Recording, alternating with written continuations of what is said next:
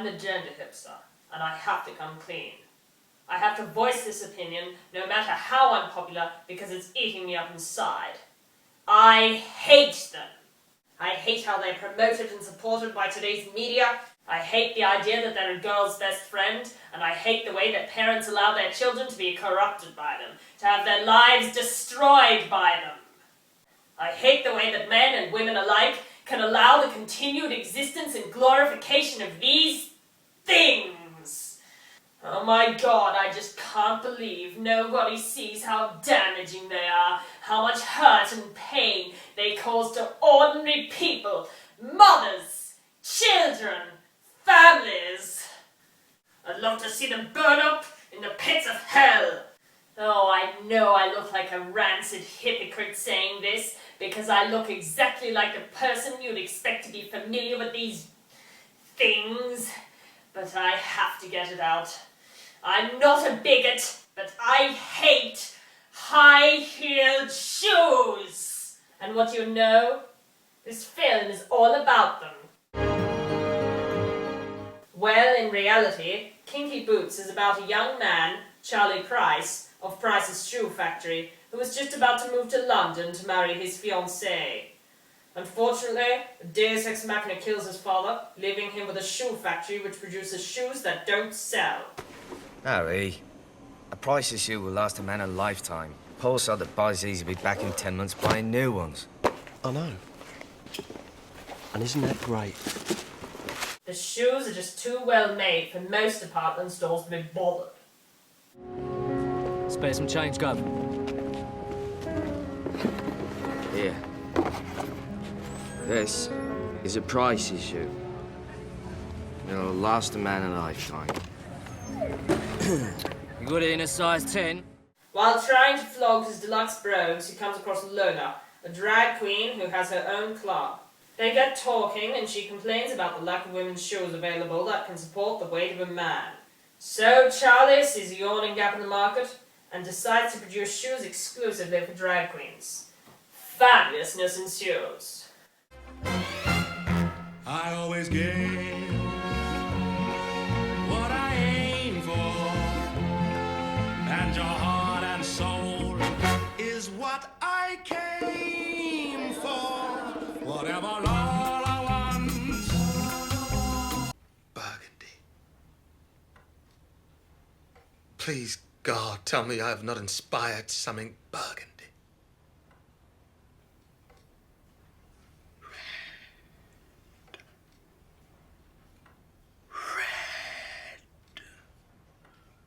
Red! Red!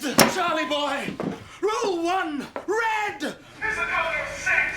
Burgundy is the color of hot water bottles. Red is the color of sex and fear and danger and signs that say do not enter.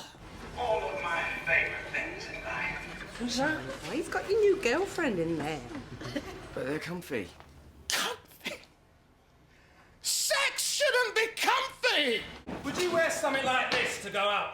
I bet you look alright in them, sweetheart. Also, Nick Frost is in this movie, but he's not allowed to be funny.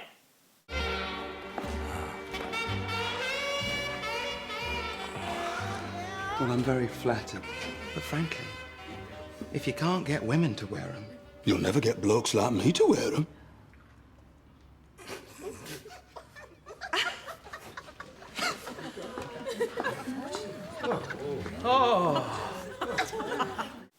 He represents the more obvious face of homophobia, whereas Charlie is just more uncomfortable.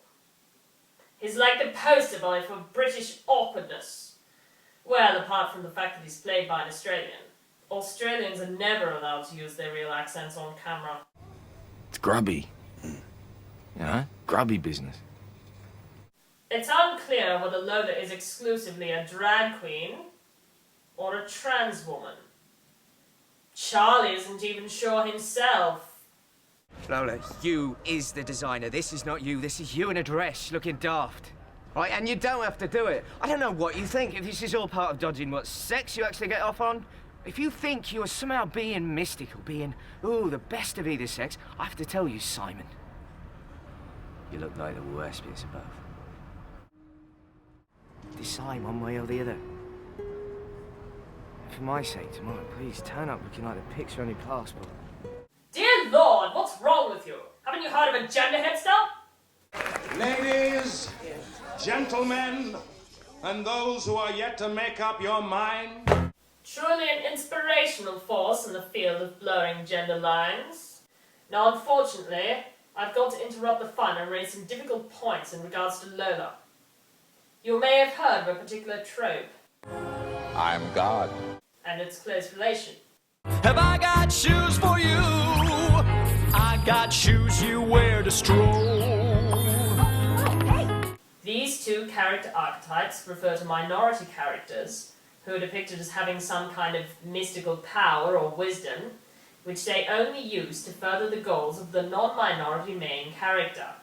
In this case, Lola exists only to fulfill the life goals of Charlie Price, and her needs and desires have to take a back seat, if they're even raised at all. Lola was doing just fine without Charlie, and she dropped everything to come and help them. And for what? Lola only gets a happy ending if happy is basically the same as everything was before. Despite what the song may say, Lola doesn't get what she wants because the movie barely bothers to tell us what that is. She's barely a character at all, she's a walking plot device. I always get what I aim for, and your heart and soul is what I came for. Whatever Lola wants, Lola gets. Overall, Kinky Boots is a fun, enjoyable film about acceptance, tolerance, with a hefty degree of fabulousness. The fabulous takes over everyone's lives in the end in a manner common to heartwarming British comedies. It's not exactly hard-hitting with its critique. I mean, Kinky Boots isn't exactly Boys Don't Cry. I still hate high-heeled shoes, though. Seriously, fuck those things.